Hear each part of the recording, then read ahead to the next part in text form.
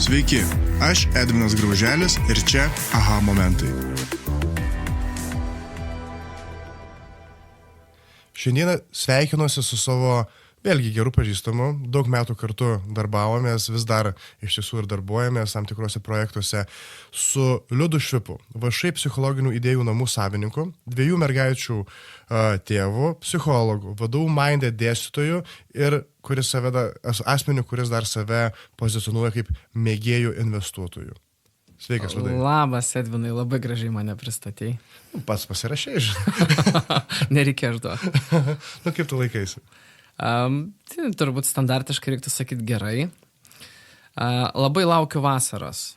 Matau daug įvairių mokytojų ir matau, koks vaibas mokyklose yra. Tai aš taip laukiu atostogų. Buvau turbūt pervargęs vienu metu, o dabar bandau nebepervargti iki vasaros. Tai toks va. Labai džiaugiuosi orų pasikeitusiu. Turiu protą užstatęs ant kelių projektų, tai jaučiu, kad taip geryn, tikrai toks, pradedu jausti pavasarį. Okay. O kai tu sakai pervargęs, ne, vengi to šio pervargimo, o tai kas anksčiau darydavo įtaką tam taip smarkiai? Na, aš manau, kad ir mano darbas ir veiklos yra labai banguotos, tai vietom tikrai tokiu ant bangų pagaunu ir jaučiu, kad jau visko tiesiog per daug yra. Okay. Per daug aplinkui. Gali praplėsti šiek tiek šitų, kaip sakai, veiklų daugybę tokį spektrą? Nu, taip plačiai, ne? Jau važiuojam, čia visiškai easy.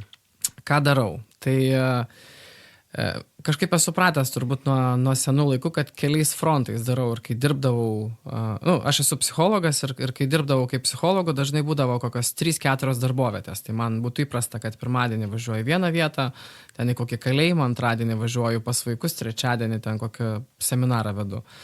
Tai taip ilgainiui ir liko. Ir kelias dienas į savaitę dėstau nuostabiam Vytauto Didžiojo universitete. Jis labai gražus ir laisvas ir lengvas toks. Kitas dienas, vieną dieną taip grinai jau labai kruopščiai bandau konsultuoti privačiai, tai užsidarau kabinete ir būnu su žmonėm.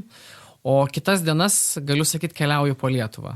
Jos tokios gal įvairesnės. Tai ten dalis mano verslo ir važinėju. Vedu įvairius seminarus organizacijose, įstaigose. Toks va. Nu, tai papuri. Tada į tarpus vaikus nuvežu į kokią mokyklą ar pasiimu iš darželio. Dar ir laisvas gyvenimas. Dar laisvas. Nu, čia daug, Liudai. Daug reikalų. Retas žmogus, kuris turi daugiau, sakyčiau, negu 2 sferas, gal, ne? Šeima būna darbas, dar galim pridėti hobį, ne kartais turi, o tu turi 4? Nu jo, aš po to kartais, žinai, sėdžiu, galvoju, kiek gerai varau, žiūrėk, ir čia, tai viską suspėju, bet po to svarstau, žinai, ar aš kažką čia stebinu, gal patį save, ir, darau, gal reikėtų ir mažiau nedaryti kartais, galvoju. O džiaugiesi? Man labai patinka viskas. Aš esu gan toks optimistiškas ir aš kai įmusiu kokio naujo projektą, aš galvoju, tai jo, spėsiu, kaip fainai ir ten, ir matau verčių. Ir po to ateina kažkoks pikas, kur jau per daug eina ir jau dega vienam gale, tada jau nesiimu daugiau, ir tada reikia damušti tai, kas prasidėjo. Tai džiaugiuosi, bet tada truputį pervargstu, tada ilsiuosi vasarą labai daug ir vėl tas pats. Tai man fainai, bet tai sekina. Maždaug praplėsim tavo šitą gyvenimo dalį. Šiandien čia susitikome, buvo iš tikrųjų pasikalbėti labiau apie tavo trumpinį PINA, ne, psichologinių idėjų namus. Tu esi direktorius, savininkas, idėjos, kaip ir idėjos generuotojas, ar kartu su žmona? Nes irgi svarbus kontekstas, aš žinau, kad tavo žmona irgi yra psichologija, irgi kartu su tavim dirba, ne? Taip. Tai mes esam viešoji įstaiga, iš esmės toks mini psichologinis centras. Dabar bandžiau skaičiuoti tokių vedančių mokymus kartu su mum yra 11 žmonių.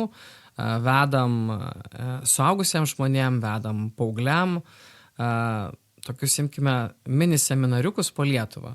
Tai taip, jeigu grubiai įsivaizduot, turbūt 500 seminarų į metus. Tai daug. Daug. Kartais pažiūriu, ant piko būna vienu metu kokiose 8 vietose skirtingoje Lietuvoje, vat kažkas kažkur ką nors veda. Tai ten kokioje Utenoje, tai Druskininkuose. Toks mūsų vat modelis. Nežinau, kai man pasako direktorius ar ten verslo idėja kažkokia, tai man nelabai jaukiai skamba. Kai išvažiuoju kokią Italiją, tai italai mėgsta vartoti žodį president pas jos organizacijos, tai ten pristato kokiam Erasmus mane kaip vat, prezidentas, idėjos autorius. O aš tai kažkaip labai paprastai žiūriu. Aš ilgą laiką dirbau kaip psichologu ir po to natūraliai, jeigu gerai dirbi, tai tave kviečia visur. Ir kviečia, tai ten vienoje mokykloje dirbti, tai kažkur kažką pravesti, tai ir tų veiklų tokių pilna yra. Ir aš jau pradėjau nebespėt ir pradėjau vis siūlyti aplinkui esantiem kitiem kolegom, tiesiog gal norit darbo. Ir daug projektų permečiau. Ir gavosi pradžioj, kad aš tiesiog ką freelancinu, permetu kitiem, kai kur būna, kad yra kompleksinis projektas, tai galbūt kokie 5 tą apsiimam, tada jaučiu, kad jau yra poreikis organizacijai palikti kažkokį procentą, nes buhalterė atsiranda, žiūriu, pelno mokestis kažkur. Tai toks gavosi, kad labai natūraliai mano freelancinimas peraugo į tokį psichologinių paslaugų tokį distributinimą. Gaunu didelį kiekį užsakymų, išskirstau kitiem, kažkokia ten nedidelė dalis liekant organizacijos ir, taip. Tai man kai dar būna, kartais kreipiasi vienas iš mano kolegų, kur aš taip jaučiu, vedam kartu seminarus po Lietuvą, kaip į tokį, kaip tipo vadovą, aš taip nesijaučiu. Nesijauti? Man atrodo, kad taip viena hebrytė veda, kažkaip taip. O tai koks vaibas pas jūs? Pinė. Čia toks irgi turbūt toks dalinis perfekcionizmas vestų į tai, kad reikėtų tiktis daugiau daryti kokį nors tokį formalumą, sėdėti kokiam ten biure mum visiems kartu, ar labiau įpareigot žmogų, gal, nežinau, ten skaidrės mūsų visus suvienodinti, daugiau burt tą kolektyvą, žinai. Bet aš žinau pats, tai galbūt minusas toks, kad mūsų kartu būna turbūt kartą ar 2 kartus metuose mes visi kartu susitinkam. Tiesiog visi vedam kažkur taip, po vienu skėčiu tokiu. Tai šitą klausimą išgirdęs, aš toks iškart galvoju, ko nedadariau dar. Kad, jeigu taip jau rimtai direktorius būčiau, reikėtų varyti čia dabar apjungti. Bet čia vėl specifika darbo. Aš žinau, kaip kitose psichologiniuose centruose yra, jeigu tu labai apkrauni ir jeigu mane apkrautų papildomais dalykais ten, tiktis į komandą, įti kažkokius labai daug, visi mes psichologai dažnai darom kokias, nežinau, ten 3-4 veiklas. Ir konsultuoji, ir kažkur padėsti, ir dar dirbi. Tai tu negali 4 vietose būti all in. Jeigu būsi all in, nebūsi kažkur kitur. Ir daug kas renkasi taip freelancinti, man tas žodis toks. Tai mes visi kartu būnam retai, mes turim sistemą, kaip dirbam. Ok. Toks nekasdienis modelis iš viso, sakyčiau. O čia tu trumpai užsiminei šiek tiek apie šitą, kaip pasakyti, prieimą iki distributinimo psichologinių paslaugų. O tai galėtų šiek tiek detaliau, nes aš žinau, kad tu tikrai turi labai įdomią istoriją, kas te privedė. Nes dabar taip tokį lengvą briefą davai, biškį dirbu čia, šiek tiek ten, ir tada tiesiog pradėjau dalintis. Bet to paties istorija, iki to, kas subrandino, kad viskas, aš jau kuriu savo vašainą, vis tiek tai yra juridinis vienetas, kuris leidžia padaryti daugiau, vadinkim taip. Man labai natūraliai tas gavosi, man atrodo. Įsteigėm vašainą, tai 2009 metais. Tai pažiūrėjus, turbūt jau 14 metų turiu verslą, taip formaliai. Bet jisai man buvo daugiau toks šalia padaryti kelis kažkokius smulkius projektus, kuriuos norėjau. Tai mes vedėm pradžioj ten Kauno miesto kokį nors stovyklą vasaros. Kauno mieste kokį nors dienos centro grupės. Tokius lengvus darydavom, nes jeigu priemus taip 10 metų atgal, tai apskritai psichologai arba ta socialinė sritis nelabai darbo turėjo. Toks, kad tu galėtum gauti kur nors nemokamas psichologo paslaugas, buvo to mažai. Ir iš to, kad ir valstybė mažai rėmė, ir žmonių kultūra buvo kitokia. Tarkim, kai kuriuose miestuose, tu esi iš Alytaus, tai nu dar prieš 5 metus, jeigu aš paklausdavau žmonių, einat konsultuotis kur nors pas psichologą, nesako, neinam, sako, viena dirba ten kur nors prie ikiuko, tai sako, ta ten, vat, biški gali iškalbėti, pas kitą, jeigu eisiu pamatys, negaliu mokytojai pasakyti, nu tokia stigma. Tai tada ir žmonės mažiau ėjo, ir psichologai mažiau turėjo veiklos. Tai tikėtis, kad, nu, vat, tu gausi užsakymo tiek, kad dalinsi kitiem, nebuvo to. Ir tarpusai psichologai, nu, prieš 10 metų, nu, negalėtų taip laisvai vien su kitu kažkuo dalintis ar kalbėti, nes visi savo, žinai, kiekvieną. Nedaug dievė, kad sužinos apie kitą. Aš prieš kokią 12 metų ten tokiai psichologijai daviau atsišviest lapų ir jos atsišviečiau kažkokį testą vaikams. Aha. Tai jinai labai supyko, kad aš paėmiau jos testą atsišviesti, kopiją padaryti, nes tai yra jos. Vat jinai kažkur rado, kažkokią knygą atsišvietė ir tai yra jos. Tai va toks kontekstas buvo, tikrai. Tokie. Tai mes įsteigėm 5 šiaip viešą įstaigą, sėdėjom kažkada kavinėje prie Laisvės ir galvojom, kad reikia sukurti kažkokį skambų tokį pavadinimą su žodžiu psichologija. Galvojom, kaip čia galėtų atrodyti, ką mes čia darytume, gal toks namas būtų pilnas veiklų ir sukūrėm psichologinių idėjų namai. Šiaip gražus pavadinimas. Tuo metu mums buvo labai gražus. Kažkurio etapo buvo labai toksai lame. Kai angliškai išverčiu, labai gerai skamba. Kaip verti? Visai verčiasi, bet The House of Psychological Ideas. Toks, nu taip skambėina. Tai įsteigė mes gan seniai organizaciją, bet nelabai kas vyko, nelabai ką ir darėm. Vienas biški pribėgdavo kažkokį, padarydavo projektėlį, kitas padarydavo ir mes ten taip 5. O šitie 5 vis dar yra kažkur tavo gyvenime dabar? Jo, yra kažkaip. Tai vienas iš jų, buvęs podcast'o dalyvis Andrius buvo vienas iš steigėjų, jis irgi psichologiją studijavo. Buvo tokia Jolita, jinai išemigravo į Angliją. Kolegė Aistė tokia buvo kažkada irgi universitete, tai jinai į Elektrėnus išemigravo. Ne taip toli. Bet, nu taip ir natūraliai liko, kad aš taip vienas ir kabau ant tos organizacijos. Vykinta mano žmona irgi, bet taip aš vienas kabu ir vis kokį nors padarau projektą. Ir aš manau, kad man pokytis, kada taip pradėjo daugiau vykti ir pradėjau daryti, tai žmonės. Ir aš kažkaip labai supratau, kad visgi žmonės, kontaktai, jie yra labai svarbus. Kažkur perskaitęs esu, kad vyro vertė senovėje viduramžiais ar kada ten buvo vertinama pagal jo kontaktų arba ryšių kiekį, kad kiek tu žmonių žinai, tai tiek esi vertingas. Tai aš neturiu tiek ryšių, tai man nepatinka šitas pasakymas. Bet aš sutikau keletą žmonių, kurie man ir tiesiog pasiūlė, kai kas į rankas idėjų. Tai tarkim, Osvaldas Tripeikis, tikrai žmogus, kur gali pamatyti, kaip jisai gerai strateguoja. Tai aš iš jo tikrai ką mokiausi kaip mentoriaus, tokios strategijos. Kaip gerai sustrateguoti ir po to nevargti vienoj vietoj. Tai tą tikrai išmokau ir kadangi daug įvairiai vedžiau visur, gavau kontaktų, kurie perka paslaugas. Tai gavosi taip, kad tiesiog labai organiškai. Nežinau, norėčiau ką nors įdomiau papasakoti, bet pradėjau rimtesnius projektus imti, kur pradžioj bandžiau, mėčiausi įvairius dalykus, tai biški to. O tada praėjau tokius mokymus design thinkingo Danijoje. Ir ten sako, pradėk nuo kliento. Kas yra tavo klientas?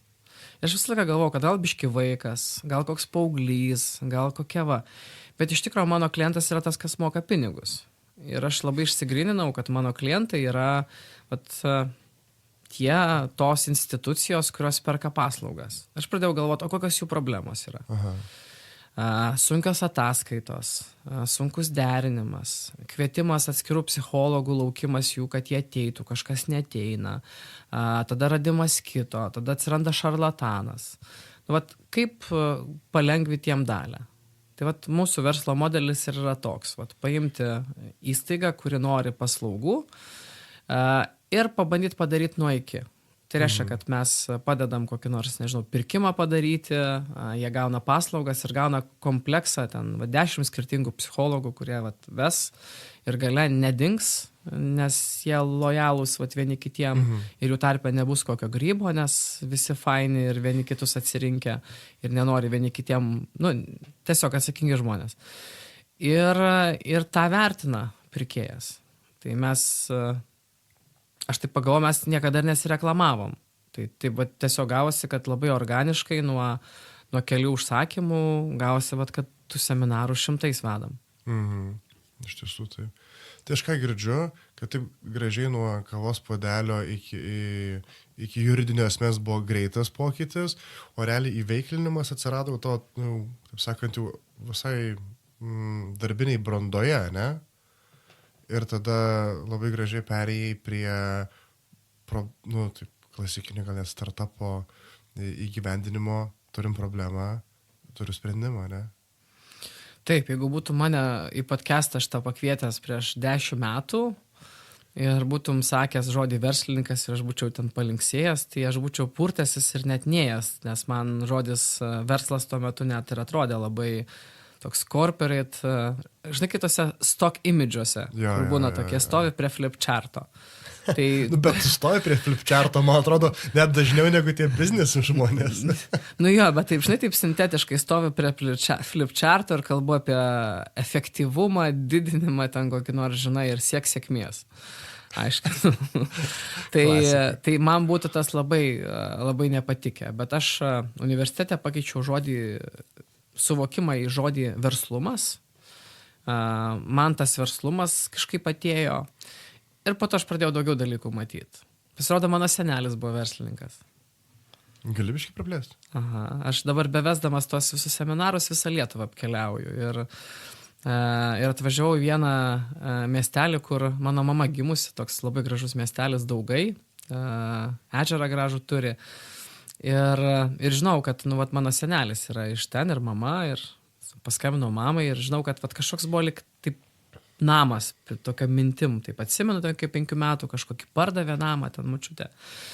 Tai mano senelis išemigravo į Ameriką, susipykė su tėvu, nes tėvas buvo toks mini dvarininkas, bet senelis norėjo kad jam duotų valdžios ir prosenelis ten jam nieko nedavė. Šis pavogė arklį, išjojo į Ameriką, pardavė arklį turbūt, kad bilietą nusipirktų. Ten uždirbo sunkiai pinigų kažkokius Anglijos kasyklose ir grįžęs čia jisai gan versliai jos investavusi. Pastatė ten gal parduotuvę, kurią pradėjo nuomoti. Namą pastatė, realiai atskirą Daugų ten mieste. Ir jam visai ten gerai esi, net kai vokiečiai buvo okupavę, tai jis net vokiečiam sugebėdavo, buvo išnuomavęs vokiečiam, vokiečiai su gan galia kultūra nuomavosi tuo metu. Vat jis ir išlaikė ten savo ir vaikus, ir šeimą iš to tokio versliuko. Vėliau močiutė tą namą pardavė. Tai, galvoju, kaip fainai. Bet tu šitą sužinojau čia jau kiek? Jo, aš šitą sužinojau jau eigoj neseniai čia, prieš kokį turbūt gerą pusmetį. O, geras. Toks kad jisai toks užsėmė ir darė, ir tokią gyslelę turėjo. Tai ir aš po to į save pasižiūrėjau, turbūt man kas mano bruožas vienas yra, aš labai alkanas buvau visą laiką. Maistui nelabai, buvau kūdas. Bet... Dabar minkštesnis biškai. Dabar jau pavalgęs esu daugiau, ja. Aš jaučiu, kad truputį kontekstas kokiam augau. Tai aš žaidžiau su ragatkėm visokiom. Aš atsimenu, 18 metų galvojau, labai aiškiai žinau, kad, pavyzdžiui, naujos mašinos niekada negalėsiu nusipirkti. Žinojau, tiesiog, čia yra neįmanoma nusipirkti, aš net nepirkčiau naujos mašinos, nes kiek jinai kainuoja.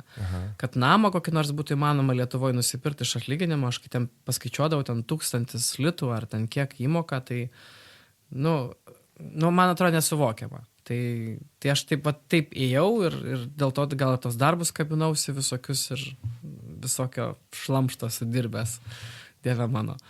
Tai aš toks, dabar jau turbūt ten 305 metų pradėjau nuo to laiko jaustis taip stabiliai, saugiai, kad ten ir pensiją turėsiu kažkokią ir santaupų.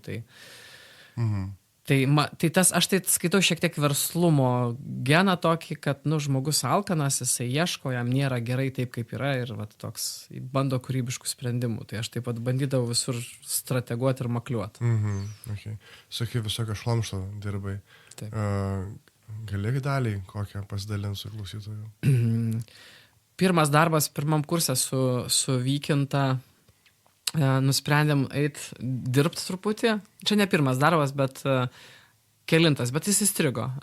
Varom gal darbo biržą. Reikia nueiti. Nuėjom darbo biržą ir siunčia visą jaunimėlį į grybų fabriką. Vilijampolėj Slabotkai, Kaune yra toksai, buvo dabar kitur grybų fabrikas. Ir taip keista, ateini ir taip tokia sargo būdelė su tvora ir ten kokia 20 žmonių stovi. Darbinasi, žinai. Gerai. Bet man jau toks įtarimas, gal kodėl 20 žmonių darbinasi, čia nauja įmonė, jeigu 20 ateina, gal 20 ir išeina kasdieną. Pasirodo, taip ir yra. Yra gamykla tokia, pakuoja į grybus. Šlapiom kojom šaldytuvė, žinai.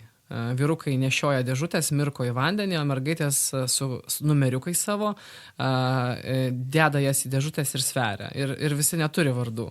Visi turi numerius. Ir nuolat, kas 10 minučių, Šaras, toks, nežinau, darbų vykdytojas ten šaukia. Šiam 4.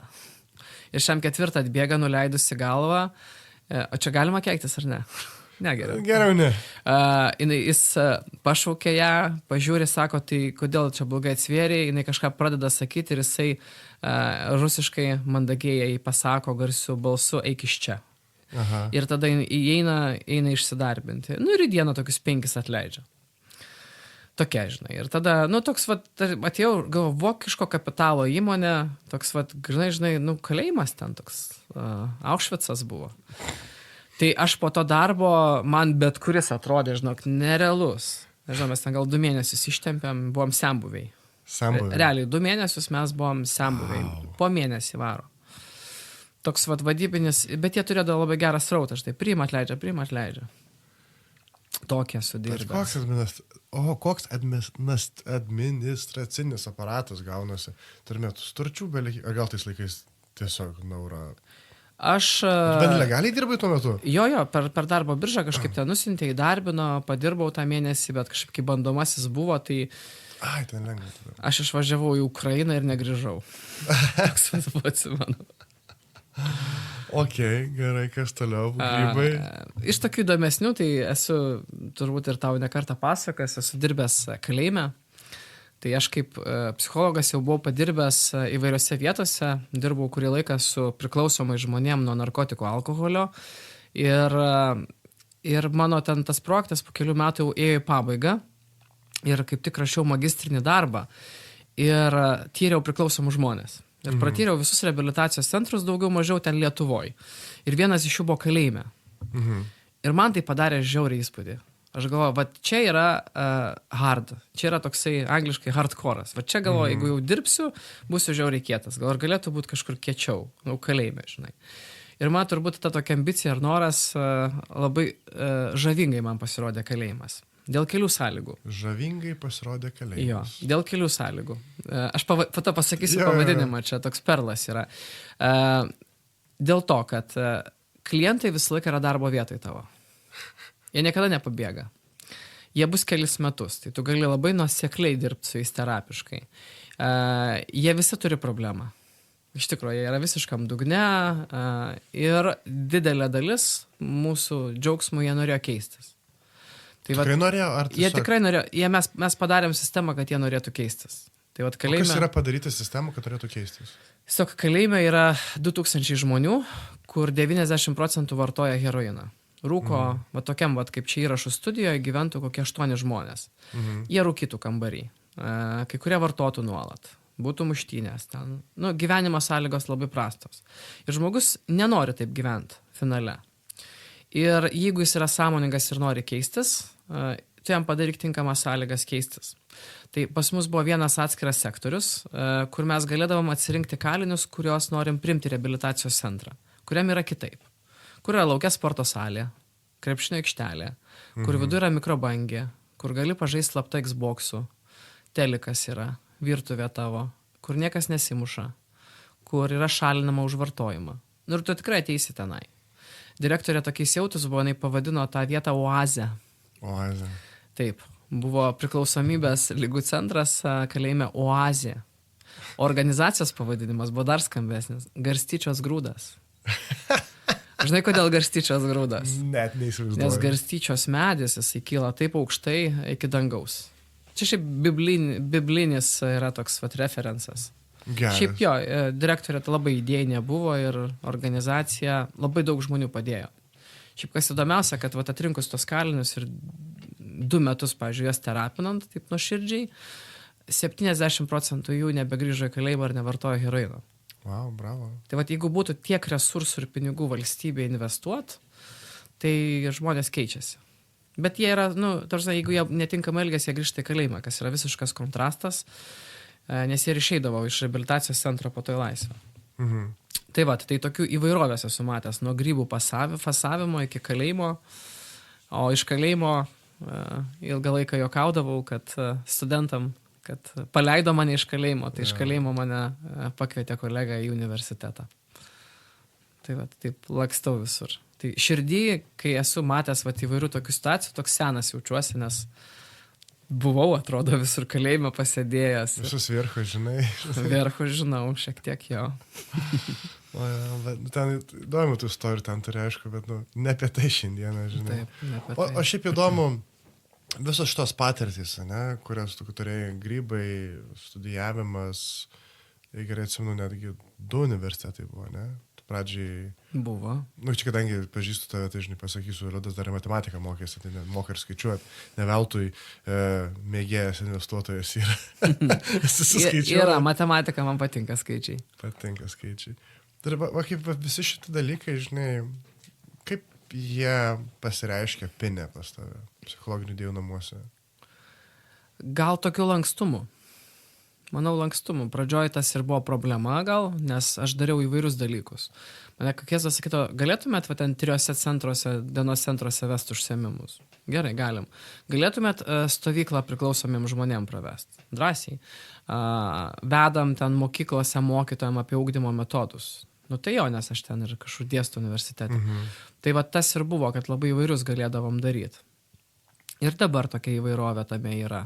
Tai gal man kaip specialistui yra gerai, kad aš galiu įvairovę temų paliesti, nes esu susidūręs, turiu pavyzdžių klientų, galiu dabar vat, geriau suprasti ir dirbti su jais, vat, ar priklausomas žmogus ateitų, ar ten koks paauglys.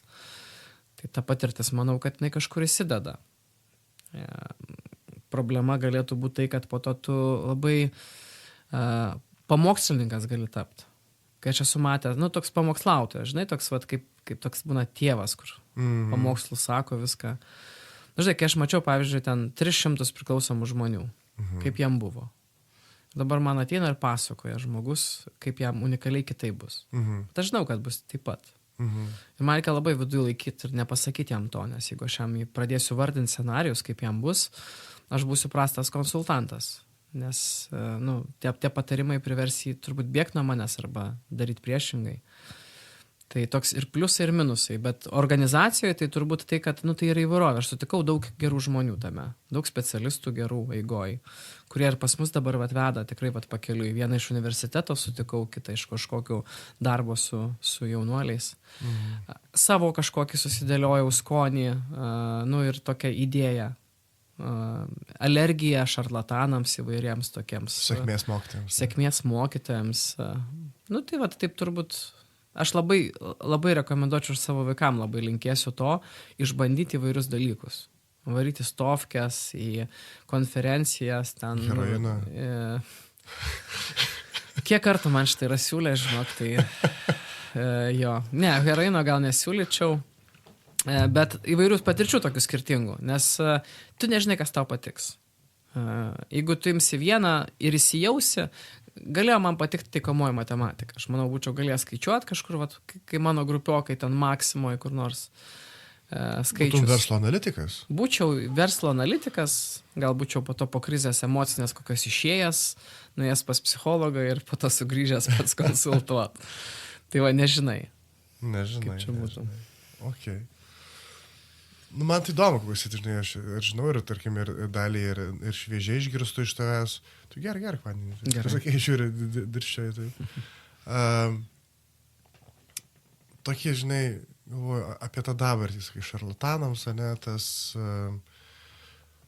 alergija tau turi daug hebros iš esmės, kur 12, sakė, ne, yra po pinų dabar veikiančių žmonių.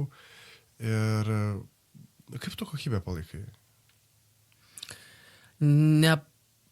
kaip, aš nepalaikau, sakyčiau.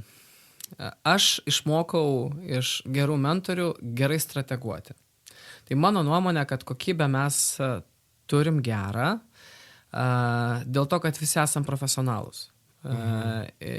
Ir, aš esu gavęs, dabar pernai gavau vieną feedbacką, kad kažkur viena mokytoja pasiskundė, kad skaidrėse buvo klaidų. Rašybos? Kažkurį iš tų. Aš atsekiau, taip nujaučiu, kad greičiausiai gal ir nebuvo, bet pamačiau kitą, kad galbūt patingėjom vesti gyvai, vedėm nuotoliu. Kai nuotoliu vedi, tai tada ir atsiliepimai prastesni ir galvoju, kad gal mūsų toks biški, kad patingėjom toli važiuoti, kažkokiu su vienu projektu. Bet iš esmės nesam gavę blogo feedbacko. Aš jau tiek esu įpratęs, kad tiesiog, viskas fainai, labai gerai. Galėtum turbūt atsirinkti ir tą blogą feedbacką. Visą laiką gali tą tobulintiną surasti. Bet toks modelis yra, kad jeigu aš įsivelčiau į kokybės gerinimą dar didesnį, aš prarasčiau arba žmonės, arba užsakymus, arba įsiveltume į kitą verslo modelį, tokį, kad tu labai tada darai individualų. Mes nedarom individualiai. Jeigu darytum labai individualiai, tada labai įsiveltum. Tai mano dalis strategija nelysti turinį. Jo, galima būtų kokybę gerinti. Kaip užtikrino, tai strategija. Manau, kad visgi geras laiko suplanavimas organizaciniai toks sistemėlė, kaip mes gaunam užsakymus, juos išsidalinam ir labai atsakingi žmonės. Mes esam pasibandę, keletą žmonių buvo ten kokie 5 tarpe ten kokie, kurie irgi vedė, bet tiesiog jeigu yra asmenybė nesutampa, nesigauna. Ne dėl konflikto, bet tiesiog, aš esu, jeigu būtų žmonės pas mus tokie, kur reikėtų prieš kiekvieną kartą važiuojant mums pasikalbėti, kur važiuoji, kokia įstaiga, ar tikrai ten kokia nors Marijampolės ligoninė yra ten tokiu adresu, tai mums neišeitų dirbti. Nes mes negalėtume tiek turbūt organizacinio išsiderinti, kad kiekvienam paskambinti, priminti, kad rytoj yra mokymai, kad įstaiga yra ten, adresą nusiųsti, skaidrės jo peržiūrėti. Tai tada mums neapsimokėtų daryti tokio modelio, arba man nepatiktų tai daryti. Tai pas mus yra sistema, jinai stovi ant atsakingų žmonių, ant tokių perfekcionistiškai atsakingų žmonių. Visi, kur veda, yra tokie, kurie nepamiršta. Iš tų 500 seminarų į metus būna vienas kartas, kai kažkas kažkur netvyko. Kiekvienais metais būna vienas. Ir tu žinai tos kartus, aš tada tą klaidą bandau ištaisyti. Tai yra, aš imu kaip force majeure, nes kažkam kažkas ten asmeniškai šeimoje nutiko ir jis pamiršo, pavyzdžiui. Arba tiesiog, ne pagal sistemą derinom, įrašėm paskubom kokią dieną ir kažkas nepasimatė. Tai tada aš geriau ištaisau tą klaidą, pasiūlau papildomą ten kokią veiklą organizacijos sąskaitoje ir ten tai pravesti ir viskas. Bet mano nuomonė, kad jeigu tu turi kolegas ir nori gerą komandą turėti, atsakomybė ir atskaitingumas toks yra vienas esminių dalykų. Aš neįsivaizduoju, pavyzdžiui, kaip tokį modelį, kaip mes turim vestume universiteto kontekste. Tiek, kiek mes padarom, tai turėtų dirbti 30 žmonių. Tokiu organizuot, planuot, kažkaip derint, tokiu su biurokratiniu mechanizmu. Ar aš gerai suprantu, kad tu pats susirinkęs panašius į save dabar? Kurie daug daro, kuriem, tos laisvės reikia, galimybės, ne tai, kad turėti, bet to alkio savaip daryti. Aš manau, kad jeigu tokie žmonės nebūtų, jie gal ir nevestų ir nedarytų to. Aš taip žiūriu, kad mes visi norim truputį tokio papildomos, rusiškai norisi sakyti, chaltūros. Tokio papildomo. Ir kartais tas papildomas yra pagrindinis, kai kuriem tas papildomas toks, papildomų seminarų krūvis, kažkokį užsimest, tai yra 3-4 metai tokių nepilnų krūvių. Tai kiek nori, tiek pasiimi, tiek tu vedi, bet jeigu tie žmonės nebūtų atsakingi, jiem nesigautų tokiai nežinomybei dirbti. Aš kartais po to susimastau, pasiūlyčiau kokiam kitam, jiem neįmanoma būtų. Aš kelis mes bandėm pasiūlyti, jie nerasdavo įstaigos, kurioje eina. Tiesiog, nes būna įstaiga kitoje vietoje yra, tu nerandi, ten reikia klaidžioti. Tai žmonės daug tokie savarankiški, pasitikinti savim, jie gali pasiskambinti, nuvažiuoti, toks pilnos asmenybės, žinai. Ir tokiais žmonėm nereikia rūpintis. Aš būna taip, kad aš po to net stebiuosi, galvoju, ar tas žmogus tikrai dar veda ir daro, ten pažiūriu, žinai, ten 300 seminarų pravedė. Jis niekada nepaskambino, kad, nežinau, nerandu įstaigos kokios nors ten arba vėluosiu 10 minučių. Jeigu jis vėluoja, tai jisai praneša. Jeigu jam kažkas nutiko, tai jis gali ten, nežinau, rast būdą, kaip atsiprašyti arba kažkaip prieiti. Tai aš sakau, man atrodo, kad tai yra svarbus komandos bruožas. Toks žmogus. Supratau. Tai Edai, tu į mane panašus tada esi. Aš esu te panašus? Kuo?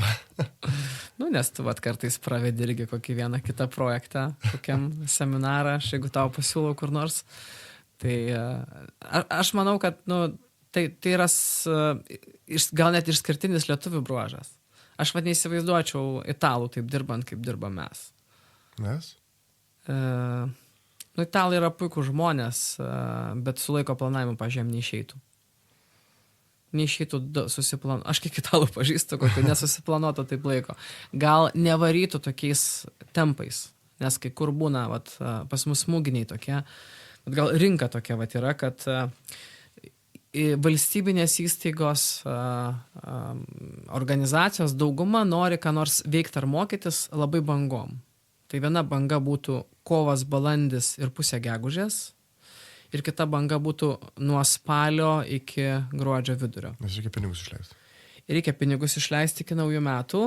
Nuo rugsėjo norėtume mokytis, bet viskas vyksta, dar susiderina po atostogų. Spalį, toks yra labai noras mokytis visiems nuo rugsėjo, net ir nebūtinai mokyklose apskritai. Ir tada po naujų metų dar biškai pailsėję ir truputį irgi gal toks reikėtų kažkokių seminarų, gal save renovuoti po naujametinių pažadų.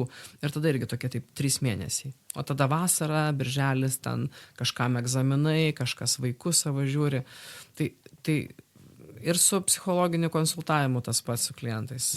Bangos tokios. Ir tada atitinkamai mes dėstytojai, mokytojai, psichologai, manau, kad tom bangom ir varom. Toks verslo ciklas vadinamas, nebūtų? Verslo ciklas, jo, sezoninis darbas čia. Sezoniškumas yra matomas. Žiaurus. Pagal išrašytas sąskaitas įvairias faktūras, aš irgi žiūriu taip tokiais bangom, tokiam pažiūriu, taip tokia 2 bangos, tokia kaip dramblio nugara kažkokia. Bet po to, taip sąlyginai, kai supranti jau tai nebegazdina. Prisitaikai, aš labai džiaugiuosi, mes galim sausį atostogauti, kokį 1,5 mėnesio vasarą. Tai kaip ir gerai, bet tada turi balandį pervargęs būti ir kokį spalį. Vis tiek sumoki tą kainą savo, taip sakant. Taip. Skrandžio skausmais. Ja. Ok, o pats Pinas galvoju gal, o tai kuo jisai išskirtinis, lyginant su kitomis mokymo organizacijomis? Aš gal tokius didelius vardus paimčiau, tarkim, ten tokie vieni žaliai iš 3 raidukių yra, žinai, nenori reklamos daryti, tada tokie mėlyni, tokie dideli irgi. Čia turiu menį tos tokius, kur būna verslo konsultantai ir mokymų vedėjai, tokie rimti, consulting įvairūs, ne? Nes tu kelis kartus paminėjai konsultacija, žinai, pravedimas. Aš šią akimirką negalėčiau atskirti. Gerai. Tai aš gal turėjau pradžioj pasakyti, kokia mūsų misija ir koks toks idėja yra. Tai yra padėti žmogui jaustis emociškai geriau. Ne finansiškai geriau, neatrasti savo lyderystę. Ne, dažniausiai tai būtų padėti žmogui jaustis geriau, emociškai, psichologiškai, grupiniais užsiėmimais arba individualiais. Tai dalį paslaugų mes konsultuojam įvairiose miestuose, ten Alytuj, kokiuose Raseiniuose, Radviliškai, pavyzdžiui, tokiam nuotoliu. Tai mes teikiam, dar daugiau yra, teikiam konsultacijas nuotolinės ir gyvas, tai yra grinai psichologo konsultacijos, tai nebūtų tikslas nei ten žmogų išmokyti finansinio raštingumo, nei kažkaip atverti į kosminę galią kokią nors, bet pabandyti spręsti tokias, kada tikrai labai rimtas problemas. Ir suicidiškų turim klientų, ir priklausomų, ir su visokiam problemom. Tai vat tos paslaugas teikt, jas teikiam kaip organizacija nemokamai, nes gaunam iš savivaldybės ar vat iš kažkur tokį užsakymą jas teikt, ar per viešai kokį pirkimą. Tai šitas ir tada grupiniai užsiėmimai. Tai jie irgi, mes, manau, nekonkuruojam gal taip su tais vat vardais, ką tu sakai. Nes jie taiko į didelės corporate organizacijas. Jie turbūt eina paimti, nežinau, ten Coca-Colas, IBM'us ir Lietuvos įvairias ten Vestelijas. Nežinau, tokias dažnai. Mes irgi vedam vat kai kur tokiose vat įmonėse, bet mes gal daugiau kokiam ir valstybiniam sektoriui vestume. Dėl to, iš kur mūsų lėšos ateina. Tai dažnai mes gaunam užsakymų iš įvairių visuomenės sveikatos biurų, iš savivaldybių, iš tų pačių kokių mokyklų. Tai mūsų ir klientas labai dažnai būna mokytojas, kažkokios globos namų, socialinis darbuotojas. Bet mes nesiorientuojam į jų tokių kompetencijų ugdymą. Tai vat kaip taip. Mes žiūrim į jų sveikatą. Tai jeigu aš atvažiuoju vat į kokią mokyklą, tai vat, žinau, praeitą savaitę darželį kokiam vedžiau Mariampoliai. Tai aš kalbu su tai žmonėm, kaip jie jaučiasi. Ir ką jie gali daryti, kad geriau jaustųsi. Kalbam apie psichologinį atsparumą, apie savirūpą, apie vertybių kokį nors išsigryninimą. Tai tos temos tokios, aš manau, kad padėtų žmonėm geriau jaustis. Dalis ateina konsultuotis pas kažką privačiai, mes nukreipiam juos konsultuotis į nuotolinės mūsų kokias ar nemokamas paslaugas. Tai va tai. Mums nėra tikslo labai viešai reklamuotis ir eiti ir dėti reklamą, kad to žmonės bandyti pritraukti. Mūsų toks modelis, kad mes visgi duodam nemokamas paslaugas, per kurias turbūt vat kažkas iš kitur apmoka jiem. Tai gaunasi Pinas yra valstybės paslaugų teikėjas? Taip, yra vienas, kaip valstybės, taip. Turbūt didesnė masė būtų ateinanti per vieną kitą kanalą iš valstybės biudžeto. Tai dalis mūsų yra klientų visuomenės sveikatos biurai, kurie daro psichikos sveikatos stiprinimą. Tai mūsų vat, kaip organizacijos, jis tik yra viešoji įstaiga. Tai ką tai reiškia? Tenkinti viešą interesą. Ir spręsti psichikos sveikatos problemas visuomeniai. Vat mes tokius turim įstatus. Ja.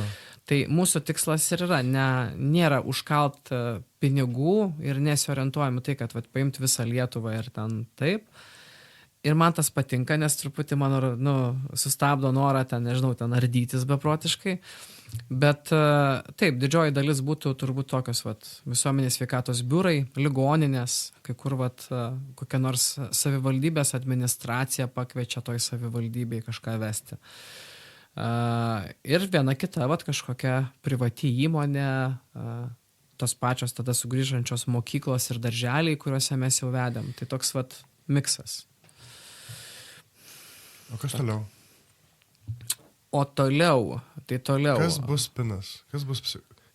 Kaip renovuosis, augs priestatas atsiras šitiem namams, stogą keisi, metaforiškai kalbant? Niekad apie tai negalvojau, nes nesvaršiau, kad jis gali taip užaugti. Aš toks, kai alkanas vaikas ateina, žinai. Ir aš kaip tam tokiam anekdote, ten, kur žydas paklausė rabino, ką daryt, kad parduotuvėje verslas neina. Esi girdėjęs tą istoriją. Sako, ką daryt? Pas mane visiškai blogai, sako, niekas žmonės neina. Rabinas sako, pasimk kortelę tokią ir užrašyk. Tai tuoj praeis.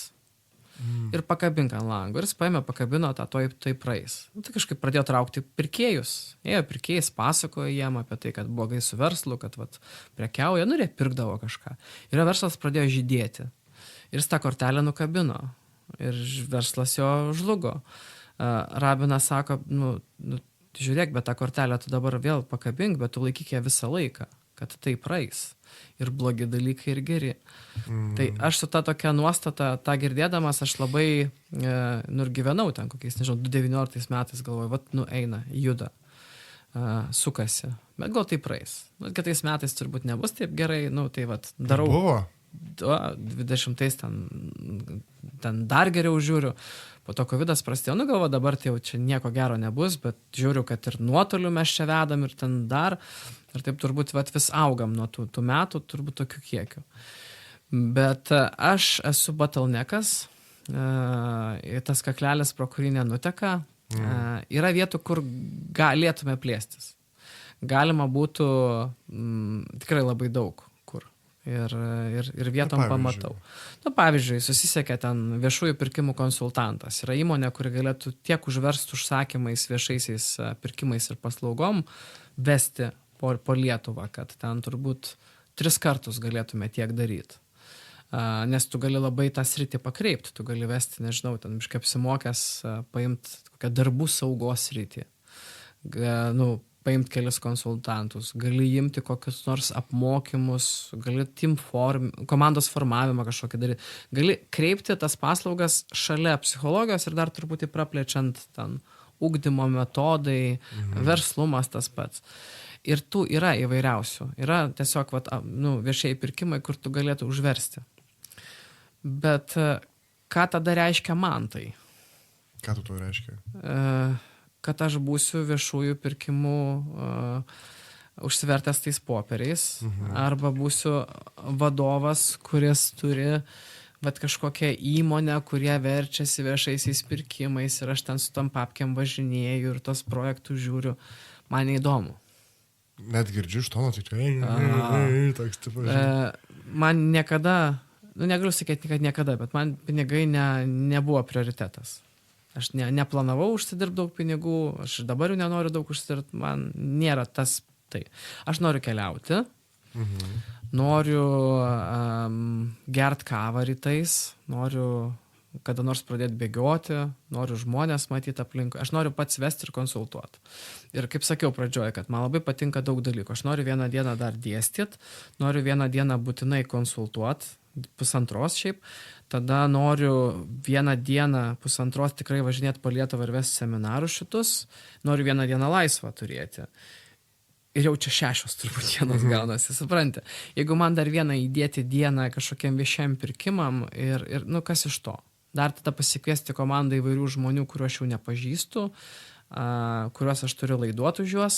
Man tada atsiranda dar mechanizmas, kad aš tada jau turiu kontroliuoti juos ir gal dabar šitus esamus.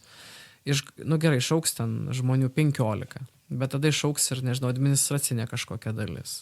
Tada įkainis mažės, tada dalis pabėgs. Aš visgi nenoriu būti verslininku, aš noriu būti psichologu. Jeigu aš taip, man fainai ir būti ir ten, ir verslumo ta dalis, man fainai sąskaitas, aš su buhalterė ten kažką bendruot, strateguot, fainai. Bet kažkiek procentų. Gyvenimo pyragas norėčiau, kad būtų kitoks. Verslas, kažkokia dalis, verslininkauti 20%. Turėti finansinį raštingumą, sustrateguoti, tas labai yra įdomu. Bet ar aš norėčiau tą daryti pilnu etatu? Nenorėčiau. Aš kaip paskaitau, žaviuosi, pavyzdžiui, Masku. Kaip pasižiūriu, kaip taip atrodo vienam žmogui gali tiek dalykų sutilpti. Bet kai paskaitau, kad jis sako, jeigu aš neatrašinėčiau e-mailų tuo metu, kai būnu su vaikais, aš negalėčiau būti su vaikais. Tai aš jaučiu, kad aš galėčiau tame paskęsti tokioj filosofijoje, nenorėčiau. Žinai, nereikia man. Nes dabar į kursus tokius užsirašiau, online'inius, Yale'o, laimės kursai ten tokie gan garsus. Sako, reikia pirkti ne daiktus, o patirtis, arba daiktus, kurie kuria patirtis. Tai aš norėčiau patirčių pirkti. Kelionės, nežinau, kokį jėgos aitvarą, kurio galėtum pakilti. Man nelabai svarbu būtų, ar turėti Porsche Cayenne Jeepą už 150 000, ar Tesla už 400 000. Ar Kia? Ar Kia. Ne, ar Kia, ar Tesla, jau būtų Tesla įdomiau, nes elektromobilis, patirtis, tu gali krovimos krautis, ten gali. Bet ar jau kažkas labai prabangaus, ar dar prabangiau, man skirtumo nebūtų. Bet aš norėčiau turėti pinigų patirtim įvairiom. ypatingai keliaut, leist savo, vaikam leist keliaut. Tai va tam man pinigų reiktų. Tu nori būti tokius ekonominių vadovėlių principais apibrėžiant stipri vidurinioji klasė. Jo, aš manau, kad čia žiauriai kietai. Ir lietuviai jau prie to juda. Aš manau, kad laimingumas yra socialiniuose santykiuose, laimingumas yra įvairovėje. Aš norėčiau mažiau truputį dirbti ir daugiau skirti dėmesio išeiti alaus išgerti, išvažiuoti daugiau į keliones. Tai man apsikrauti ir verslą auginti viršų nenorėčiau. Norėčiau, kad jis išliktų toks pats. Tai būtų idealu, jeigu jis labai minimaliai augtų. Tai tada reiškia, kad nebankrutuos dar ten 5 metus, nes prasmingus dalykus darom. Man atrodo, tai, kad mes darom gerai, gal mažiau šarlatanų būna, kurie blogai darytų. Tai aš žinau, kad ką mes darom, tai už tos pinigus, kuriuos mes gaunam, mes tikrai atidirbam, klientai laimingi, iki žmonių ateina, mes nenusavinam pinigų, kuriuos gauname. Kur aš labai daug esu matęs, per savo praktiką esu matęs labai daug blogų patirčių. Kaip netinkamai daromi ten projektai, kaip yra... Galiu duoti pavyzdį, kas būtų netinkamas pavyzdys. Tarkim, kad klausytojas suprastų, kad jeigu jisai, tarkim, netyčia perka paslaugas iš savo tokios organizacijos ir kad juos mulkina. Pavyzdžiui, europinis projektas, 500 000 litų turbūt, ne? Laimi tą projektą... Bet čia seniai buvo litais jau. Tarkim, 14 metai, ne? Kaip pavyzdys, ne? 14 metais. Priklausomybės ligų gydymas Lietuvoje eina per projektinės lėšas. Reiškia, organizacija laimi pinigų gydyti narkomanus. 100 narkomanų per 3 metus ir jie gauna tas lėšas. Bet, pavyzdžiui, vadovas yra buvęs koks nors narkomanas. Arba nesąžiningų vadovų būna. Yra buvę, pavyzdžiui, atveju, kur vienuolis laimėjo projektą ir padarė belę kokią korupciją. Ir tas pinigus leidžia bele kaip. Konsultuoja žmonės tada, kas nori tenai. Bet vienas vadovas yra pasakojęs vieno reabilitacijos centro, mokęs mane, kaip reikia konsultuoti. Jau mane dirbantį ten, nežinau, kad ir kaip aš dirbu ten, 7 metus jau konsultuojantį psichologą, gal dalinosi, kaip jisai konsultuoja.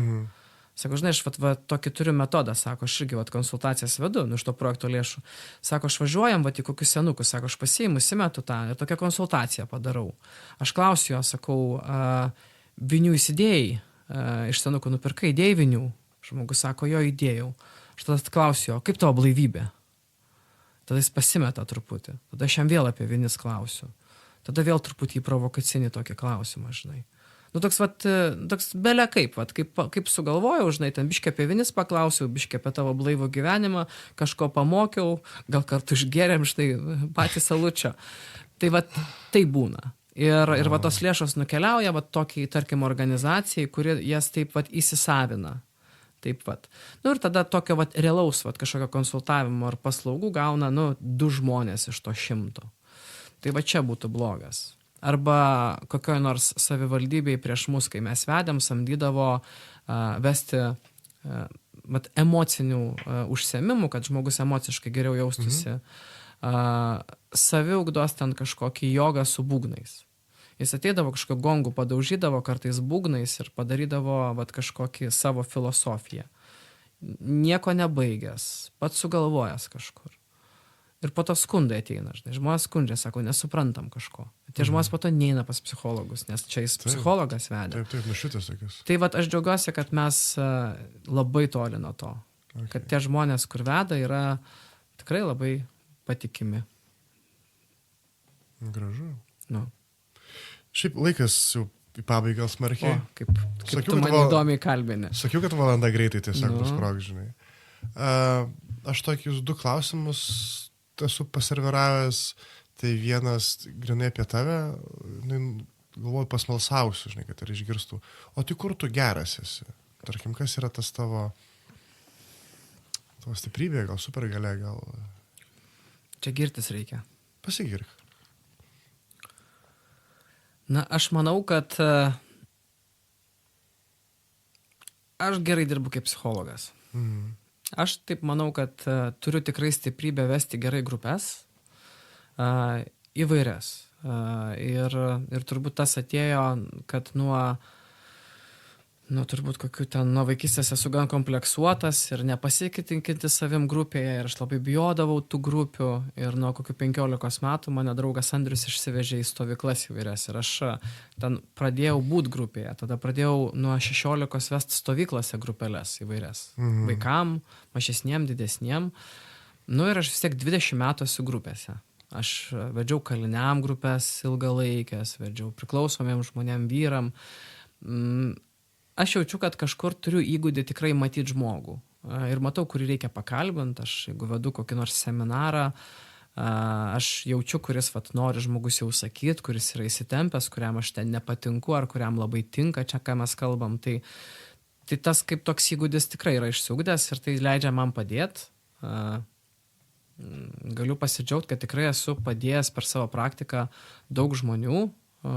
Esu padėjęs kurie būna ten ir man parašo per Facebooką po daug laiko, kokie narkomanai buvę ar kaliniai, kur tikrai tuo metu jie ten visiškoj duobėj, gal nėra, kad aš ten jį pakeičiau labai, bet aš buvau bendrakeleivis tuo metu. Ir jam to reikėjo ir aš ten 10%, 20% prisidėjau tuo metu. Tas toks lengvas pušas. Pušas toks. Ja. Tai aš to labai džiaugiuosi. Tai aš jaučiu, kad aš tą gerai darau. Man patinka konsultuoti ir vest grupės. Dėl to aš nenoriu daryti viešųjų pirkimų, kaip aš tai kalbėjom. Aš noriu tą ir toliau daryti. Aš jaučiu labai prasmę tame, kai ateina. Šiuo metu, paskutiniais keliais mėnesiais, metais keliais, matau prasmę dirbti su suicidiškais, savižalą turinčiais klientais. Turiu tokių ir ypatingai, kai koks, nežinau, paauglys ateina, gal man kaip tėvui ten labai supurto, tai aš tokį jaučiu, kad ten tą darau gerai. Ir prasmę tą girdžiu. Jo, ir tame tikrai labai yra prasmė ir aš jaučiu, kad aš šitą vis lengvų krūvių darysiu, tai emociškai yra sunku ir jeigu, aš nežinau kaip, gal ne visi psichologai taip, bet sunku būtų dirbti tokį darbą 5 dienas į savaitę po 6 konsultacijas. Jeigu aš turėčiau tokiu intensyvumu, galima tą daryti, bet aš irgi to nenoriu. Tai man kontrastas universitetas yra, kur aš matau kitą kampą ir galbūt kokią asmenybinį keitimąsi ten, kitokį santykį.